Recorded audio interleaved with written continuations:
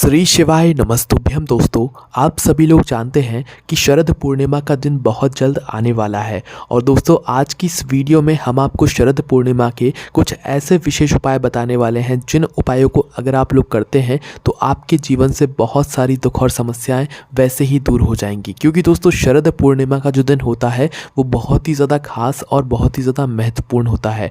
और ये दिन कहीं ना कहीं भगवान शिव और माता पार्वती जी से भी जुड़ा हुआ है। तो आज की इस वीडियो में आपको ये बताएंगे कि शरद पूर्णिमा कब है और शरद पूर्णिमा के दिन आपको कौन कौन से विशेष उपाय करने चाहिए जो कि पंडित जी ने अपनी यहाँ पर कथाओं में बताए हैं। तो चलिए दोस्तों, सबसे पहले हम लोग ये बात करते हैं कि शरद पूर्णिमा कब पड़ रही है।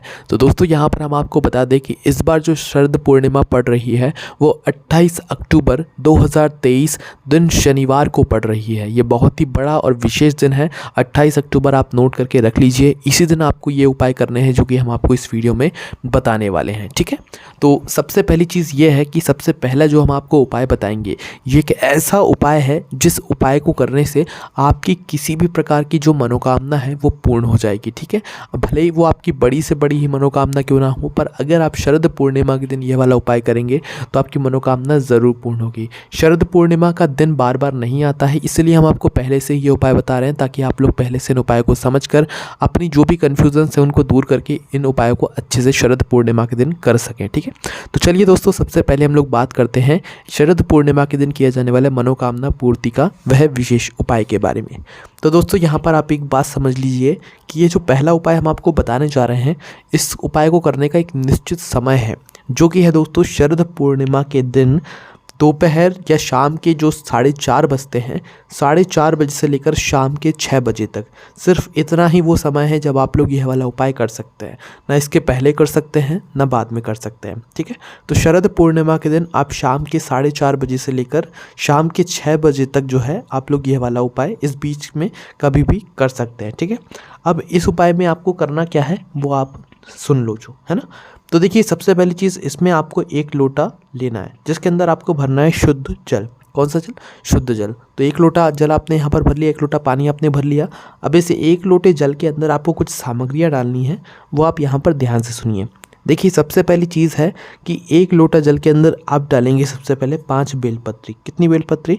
5 बेलपत्री। ठीक है, 5 बेलपत्री डालने के बाद दोस्तों 1 कमल गट्टा। अब ये कमल गट्टा बहुत सारे लोगों को नहीं पता होगा, तो आप इसे पूजन वाली दुकान से आसानी से ला सकते हैं, ये आपको वहाँ पर मिल जाएगा। ठीक है, तो 1 कमल गट्टा और 5 बेलपत्री आपको इस जल पात्र के अंदर डालना है।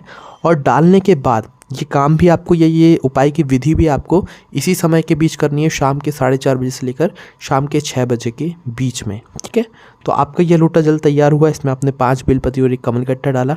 अब इस जल को लेकर शाम के 4:30 बजे से लेकर 6 बजे के बीच में, वो भी शरद पूर्णिमा के दिन, आपको भगवान शिव जी के मंदिर जाना है। कहाँ जाना है? भगवान शिव जी के मंदिर में। भगवान शिव जी के मंदिर में जाने के बाद आपको भगवान शिव जी की शिवलिंग के ऊपर, कहाँ पर? भगवान शिव जी के शिवलिंग के ऊपर आपको इस जल को चंद्रेश्वर महादेव के नाम से समर्पित करना है। और जो आपने अंदर सामग्रियाँ डाली हुई हैं इनको आपको अलग से निकाल कर समर्पित नहीं करना है, जल के साथ में ही समर्पित करना है। ठीक है, तो जब आप लोग इस जल को चढ़ाना चालू करें, जब आप इस जल को चढ़ा रहे हों तो उस समय आप चंद्रेश्वर महादेव के नाम का स्मरण ज़रूर कीजिएगा, तभी ये उपाय बुरा माना जाएगा। ठीक है, तो चंद्रेश्वर महादेव के नाम से इस जल को भगवान शिव जी की शिवलिंग के ऊपर चढ़ाने के बाद आपकी जो भी मनोकामना हो, आप जिस मनोकामना के लिए यह वाला उपाय कर रहे हो, अपनी वह मनोकामना भगवान शिव जी से बोल दीजिएगा। ठीक है, आपकी वह मनोकामना कुछ ही दिनों में पूर्ण हो जाएगी। तो ये था दोस्तों शरद पूर्णिमा के दिन किए जाने वाला मनोकामना पूर्ति का उपाय। चलिए दोस्तों, अब हम बात करते हैं अगले उपाय के बारे में, जिस उपाय को करने से आपके घर में लक्ष्मी की वृद्धि होगी। मतलब कि अगर किसी के घर में धन की बहुत ज़्यादा कमी है या उसे ऐसा लगता है कि भाई उसके घर में पैसा तो बिल्कुल आता ही नहीं है, या कर्जा बहुत ज़्यादा हो गया है और पैसों की आवक बिल्कुल नहीं हो रही है, धन की बहुत ज़्यादा कमी है, तो शरद पूर्णिमा के दिन उन लोगों को यह वाला उपाय ज़रूर करना चाहिए। ठीक है, तो इस उपाय में आपको करना क्या है वो आप लोग ध्यान से सुनिए। देखिए, यह उपाय शरद पूर्णिमा की रात्रि में होगा, इसलिए इस बात का आप लोग ध्यान रखिएगा। ठीक है, तो सबसे पहली चीज़, इस उपाय को आपको अपने भगवान जी वाला जो स्थान होगा जहाँ पर आपके घर में भगवान जी विराजित होंगे उस स्थान पर बैठकर आप लोग कर सकते हैं। ठीक है, तो करना क्या है दोस्तों, सबसे पहली चीज़, एक तांबे का कलश लेना है। क्या लेना है? एक तांबे का कलश लेना है। उस तांबे के कलश के अंदर आपको जल भरना है, शुद्ध जल भरना है, ठीक है। और जल भरने के बाद आपको उस तांबे के कलश को अपने पूजन वाले स्थान पर पास में कहीं पर रख देना है, ठीक है। पास में रखने के बाद क्या करना है कि इसी तांबे के कलश के ऊपर आपको एक कटोरी ढक देना है, कुछ उसके अंदर नहीं डालना है, मात्र ऊपर से एक कटोरी आपको ढक देना है, ठीक है। एक कटोरी ऐसी ढकना है जिससे कि आपका वह जल पूरा मतलब पूरा लोटे के ऊपर कवर हो जाए, ऐसी कटोरी आप लोगों को ढकना है, ठीक है। तो कटोरी जैसी आप लोग ढक दें, उसके बाद में दोस्तों आपके घर में अगर कोई लक्ष्मी जी की मूर्ति हो छोटी सी, या कोई चांदी का सिक्का हो, तो आप वो निकाल कर ले आइएगा, ठीक है। अगर लक्ष्मी जी की मूर्ति नहीं है तो चांदी का सिक्का तो होगा ही, ठीक है। तो आपको क्या करना है, लक्ष्मी जी की मूर्ति या तो चांदी का सिक्का लाकर आपको इस कटोरी के ऊपर मतलब आपको रख देना है, ठीक है। अब रखने के बाद क्या करना है दोस्तों, इसी मतलब ये जो आपका पात्र है इसके सामने आपको 31 दीपक तैयार करना है। कैसे? 31 दीपक। और हम आपको बता दें ये जो दीपक होंगे ना, ये मिट्टी के दीपक होंगे, जिन मिट्टी के दीपक के अंदर आप लगाएंगे लंबी बाती और इनके अंदर डालेंगे शुद्ध देसी गाय का घी। समझ गए आप लोग? ये जो 31 या 31 दीपक का हम आपको बोल रहे हैं ये मिट्टी के होंगे, इनके अंदर लंबी बाती लगेगी और शुद्ध देसी गाय का घी डलेगा, ठीक है। तो आपको इसी जल पात्र के सामने आपको क्या करना है कि 31 दीपक तैयार कर लेने हैं। 31 मिट्टी के दीपक के अंदर लंबी बाती रखकर जो है, और जो भी आपका शुद्ध देसी गाय का घी है वो डालकर इन दीपकों को आपको जला लेना है, ठीक है। और उसके बाद में दोस्तों आपको इन 31 ही दीपकों के अंदर एक एक कमल गट्टा डालना है। हमने आपको अभी भी बता दिया था कि कमल गट्टा अगर नहीं पता हो आपको तो आप किसी भी पूजन वाली दुकान पर जाकर पूछ सकते हैं, ठीक है। तो एक कमल गट्टा जो है क्या करना है, सभी 31 दीपकों के अंदर तेल के अंदर जो भी घी आपने डाला हुआ है उसके अंदर एक एक कमल गट्टा आपको डाल देना है। मतलब 31 पूरे कमल गट्टे डल जाएंगे एक एक दीपक के अंदर, ठीक है। उसके बाद में दोस्तों आपको क्या करना है कि पान का पत्ता लेना है। किसका पत्ता लेना है? पान का पत्ता लेना है, वो भी कितने? 5 पान के पत्ते। और जिस दिन शरद पूर्णिमा होगी उस दिन आपके घर में चावल की खीर तो ज़रूर बनेगी ही बनेगी। तो आपको क्या करना है, ये जो पान के पत्ते आप 5 ले रहे हैं ना, 5 पान के पत्ते, इन 5 पान के पत्तों के ऊपर आपको चावल की खीर रखनी है। और रात्रि में उपाय को करने से पहले ही आपको चावल की खीर बनाकर तैयार कर लेनी है, ठीक है। तो 5 पान के पत्ते लेना है आप लोगों को, और 5 पान के पत्ते के ऊपर थोड़ी थोड़ी आपको मतलब जितनी आपके उस पत्ते की ओर बन जाए उतनी उतनी खीर आपको रख लेना है, ठीक है। कहाँ पर रखना है? उसी जलपात्र के मतलब सामने। जैसे आपने 31 दीपक रखे हुए हैं वैसे ही मतलब ये 5 पान के पत्तों के ऊपर खीर जो है रखकर आप लोग वहाँ पर रख दो, ठीक है। अब रखने के बाद क्या करना है दोस्तों कि आपको पहले तो माता लक्ष्मी जी की पूजन करनी है। उनको जो भी आप तिलक करना चाहती हैं, कुमकुम रोली से चावल समर्पित करना चाहती हैं, जैसे आप पूजन करना चाहती हैं, उनको फूल समर्पित करना चाहती हैं, वो आप सारी चीज़ें कर दीजिए, ठीक है। पहले आपको लक्ष्मी जी की या उस चांदी के सिक्के की पूजन भी करना है, इस बात का आप लोग ध्यान रखिएगा।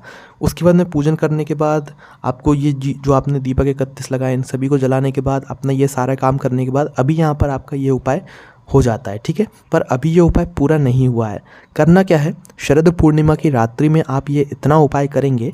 शरद पूर्णिमा की रात्रि में इतना उपाय करने के बाद आपको पूरी रात जो है इस पूरे सामान को ऐसे ही रखे रहने देना है, ठीक है। जो जो आपने मतलब उपाय के लिए सामान 31 दीपक वगैरह सब कुछ रखे हुए हैं इन्हें ऐसे ही वहाँ पर पूजन वाले स्थान पर रख देना है। अब यहाँ पर ध्यान से सुनिए, शरद पूर्णिमा की रात्रि में आपने ये उपाय किया और अगले दिन सुबह 4 बजे आपको उठ जाना है। क्या करना है? अगले दिन सुबह 4 बजे आपको उठ जाना है, स्नान कर लेना है, शुद्ध हो जाना है। उसके बाद में दोस्तों आपको क्या करना है, सबसे पहला काम कि आपने जो अपने जल पात्र के ऊपर जो कटोरी रखी हुई थी, कटोरी के ऊपर जो अपने चांदी का सिक्का या लक्ष्मी जी की प्रतिमा रखी हुई थी, इसको उठा लेना है। और उठाने के बाद इसे अपने घर की तिजोरी में या गोदरेज में जाकर या जो भी आपका कबर्ड वगैरह हो जहाँ पर आप पैसा वगैरह रखते हो वहाँ पर जाकर इसे रख देना है, ठीक है। जो भी चांदी का सिक्का या लक्ष्मी जी की जो प्रतिमा है वो आपने रखी हुई हो छोटी सी, वो आप ले जाकर अपने गोदरेज में या कबर्ड में जाकर रख दीजिए। सुबह 4 बजे ही आपको करना है, इस बात का ध्यान रखिएगा। उसके बाद में दोस्तों अब जो आपके जो पान के पत्ते के ऊपर आपने खीर रखी हुई है, इन पान के पत्तों की जो खीर है ये आप अपने घर के सभी सदस्यों को जो है खिला देना, ठीक है। भले ही सुबह ना खिला पाओ, मतलब सुबह के ही 9-10 बजे तक भी खिलाओ तो भी चल जाएगा, कोई दिक्कत वाली बात नहीं है ना। उसके बाद में दोस्तों करना क्या है कि जो आपके 31 दीपक हैं, क्या है 31 दीपक है ना, 31 जो दीपक हैं, इनको अगर आप चाहो तो किसी भी बहते हुए जल में मतलब यहाँ पर प्रवाहित कर सकते हो, मतलब कि ठंडे कर सकते हो। और अगर नहीं चाहो तो भाई वापस से इन्हें अपने घर में ही रख लीजिए, वापस से आप कभी भी इन्हें इस्तेमाल कर सकते हैं। पर ध्यान रखिएगा जो दीपक होंगे वो मिट्टी के ही होंगे, आटे के दीपक इस उपाय में नहीं लगेंगे, है ना, इस बात का ध्यान रखिएगा। अब दोस्तों बात करते हैं हम अगले उपाय के बारे में, जिस उपाय को करने से किसी भी व्यक्ति के अंदर या किसी भी व्यक्ति के शरीर में कोई भी रोग और बीमारी है तो भाई वो ये वाला उपाय ज़रूर करे। और जिसके शरीर के अंदर रोग और बीमारी है वो चाहे तो खुद भी ये वाला उपाय कर सकता है, अगर उसकी क्षमता नहीं है तो फिर कोई घर का जो सदस्य है वो इस उपाय को उसके लिए कर सकता है, ठीक है। अब इस उपाय में क्या करना है वो आप लोग ध्यान से सुनो, पर यह उपाय सिर्फ रोग और बीमारी को दूर करने के लिए ही यहाँ पर किया जाना है ना। तो इस उपाय में आपको सबसे पहली चीज़ क्या लेनी है, एक पीपल का पत्ता। क्या लेना है, एक पीपल का पत्ता, ठीक है। एक पीपल का पत्ता लेने के बाद दोस्तों इस पीपल के पत्ते के ऊपर आपको चावल रखने हैं, जो आपके घर के रसोई घर में उपस्थित हों जो चावल, वो चावल आपको थोड़े से लेकर जो है मतलब इस पीपल के पत्ते के ऊपर रख देने हैं। बिल्कुल कम भी नहीं रखने, मीडियम जितना आपके चावल बन जाएँ उस पीपल के पत्ते के ऊपर उतने रखने हैं, है ना। उसके बाद में दोस्तों जो पूर्णिमा की रात होगी ना, उस पूर्णिमा की रात्रि में ही ये आपको उपाय करना है। और करना क्या है वो सुनो। देखो इस पीपल के पत्ते के ऊपर आपने चावल रख लिए। अब चावल रखने के बाद सबसे पहले इन चावलों को आपको अपनी आँखों से लगाने, मतलब नैनों से लगाने। जिस व्यक्ति के लिए आप ये उपाय कर रहे हैं जिसको रोग और बीमारी है उसके लिए आपको ये पूरे काम करना है। सबसे पहले तो अपनी आँखों से, अपने नैनों से इस पीपल के पत्ते को साथ में लेकर उन चावलों को स्पर्श कर लेना है आँखों से, ठीक है।